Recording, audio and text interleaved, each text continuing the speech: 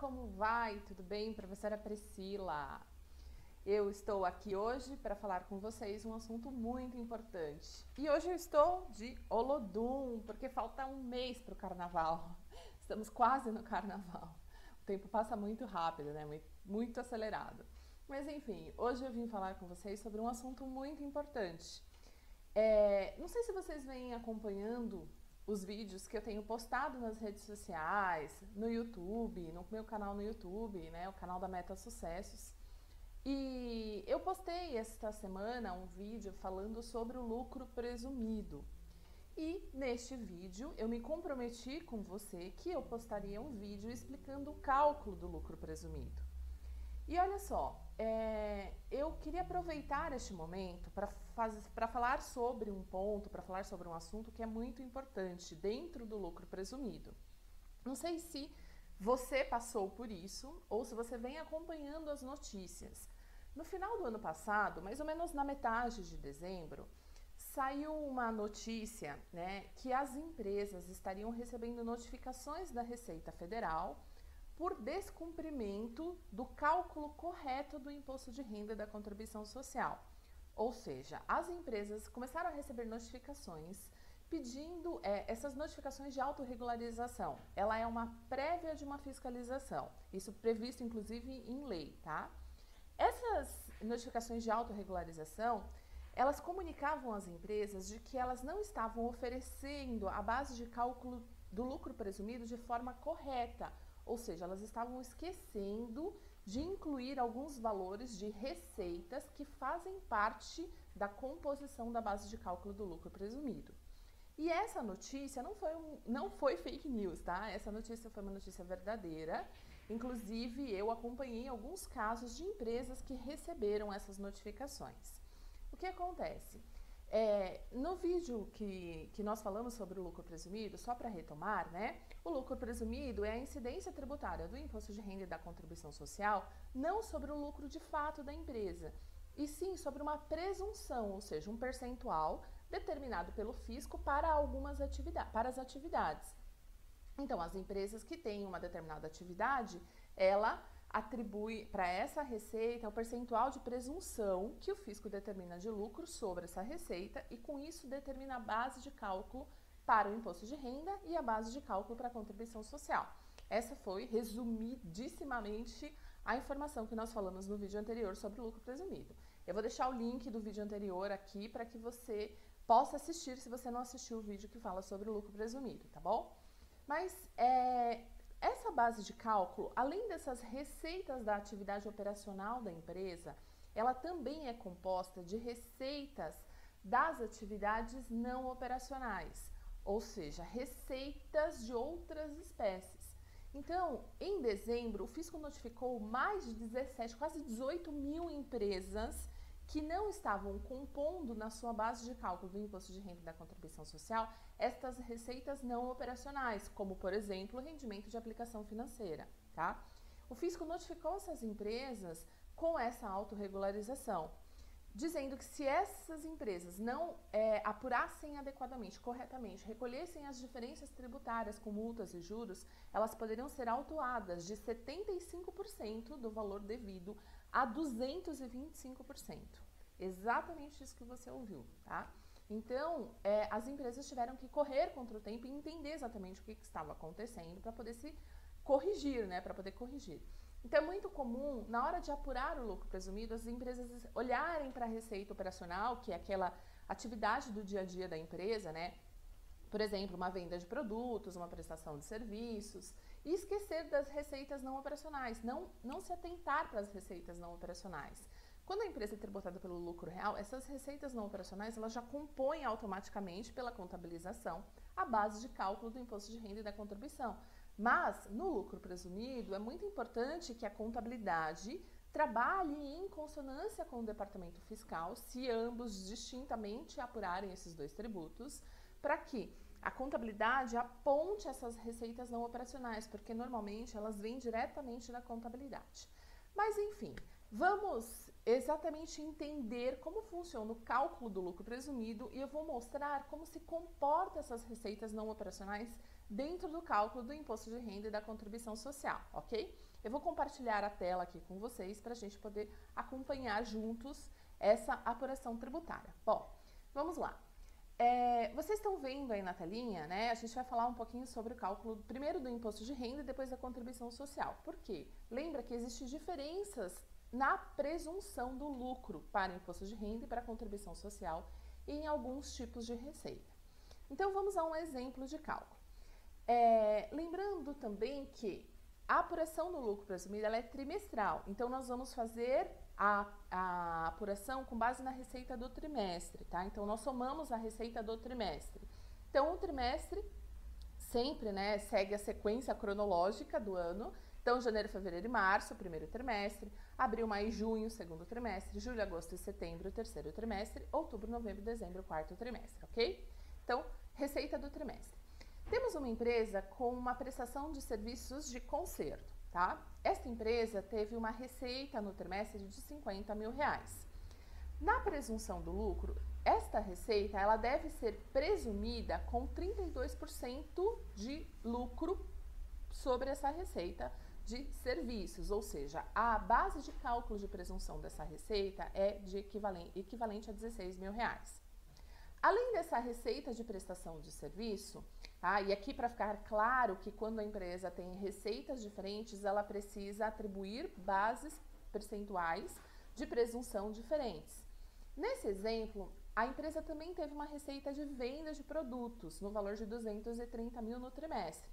Receita de vendas de produtos, a presunção do imposto de renda é de 8%, portanto, a base de cálculo R$ 18.400. Além disso, esta empresa teve uma receita de rendimento de aplicação financeira de R$ 1.200 no trimestre. A receita de aplicação de rendimento de aplicação financeira é uma receita não operacional, ou seja, é uma receita financeira. Esse tipo de receita, esse tipo de informação é que acabou ficando de fora das operações do lucro presumido de algumas empresas. E é isso exatamente que o fisco está cobrando as empresas através dessas notificações, ok?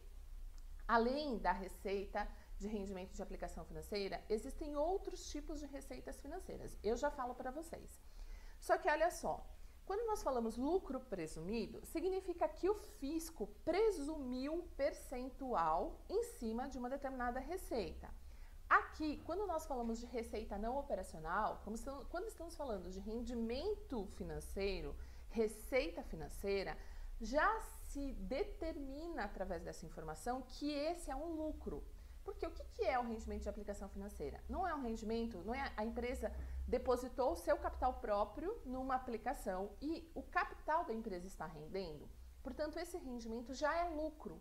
E se ele já é lucro, não há percentual de presunção sobre ele. Ou seja, ele será tributado em 100%, ok? Aí você me pergunta, professora, mas rendimento de aplicação financeira já sofre retenção na fonte de R lá no banco. O banco retém da empresa e ele repassa para a Receita Federal esse imposto de renda retido.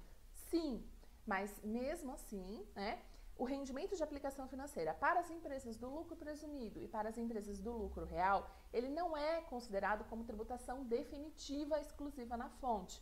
Ou seja, a empresa deve submeter essa receita à apuração do seu imposto de renda e da sua contribuição social e, ao final do cálculo, irá deduzir aquilo que ela já sofreu de retenção na fonte como uma antecipação tributária, ok? Então, esse rendimento será tributado em 100% na sua base de cálculo. Além disso, essa empresa teve também uma receita de desconto financeiro obtido de R$ 200. O desconto financeiro também é uma receita, porque a empresa fez uma determinada compra e ela recebeu um boleto, uma duplicata, um boleto, e vinha a seguinte informação no boleto: olha, se este boleto for pago antes da data, ou seja, se ele for pago até determinada data, a empresa terá um desconto de R$ 200. E esse desconto de R$ 200, como a empresa se comprometeu com o fornecedor de pagar um valor maior e ela obteve um desconto financeiro, que também é conhecido como desconto condicional, ele está condicionado à data do pagamento, esse desconto ele também é tratado como desconto financeiro, como receita financeira para a empresa que obteve o desconto, ok? Para a empresa que cedeu o desconto, nessa hipótese é um desconto financeiro concedido e é uma despesa contábil. Nesse caso é uma receita tributada, tá? Como é uma receita financeira, aqui não tem retenção, não sofreu retenção na fonte de IR, deverá compor a base de cálculo também do imposto de renda, ok? Então, esse desconto é aquele diferente da nota fiscal, tá? Aquele da nota fiscal, ele não entra aqui nessa base de cálculo, ok? Ele já está lá na nota fiscal. Então, nesse caso, por se tratar de receita financeira, também será tributado em 100%, ou seja, mais R$200.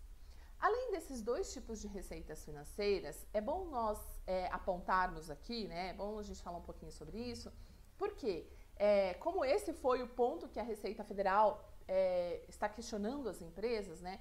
Além dessa receita de rendimento de aplicação financeira, desconto financeiro obtido, existe ainda juros ativos, sabe aqueles juros do boleto da empresa, da própria empresa?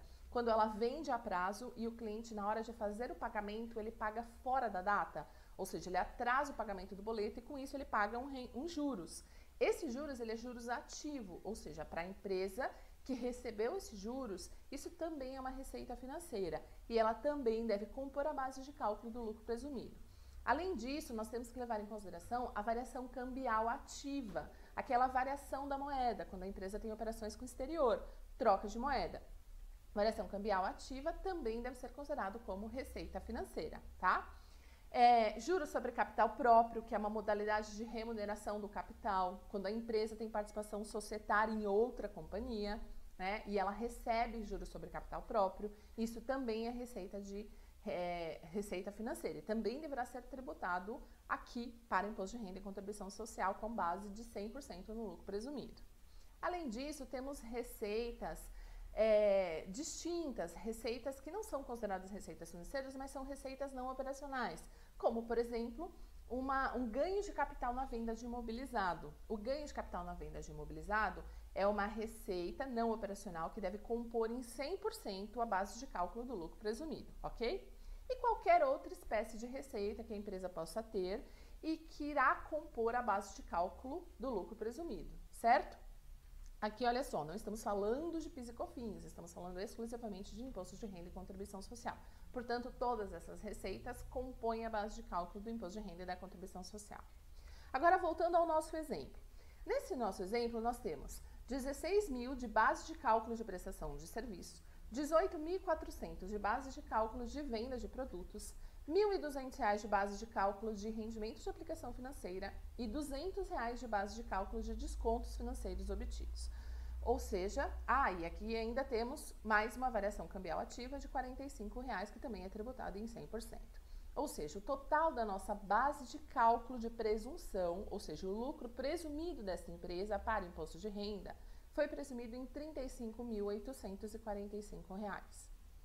Sobre essa base de cálculo, será aplicada a alíquota de imposto de renda de 15%, ou seja, equivalente a R$ 5.376,75, ok?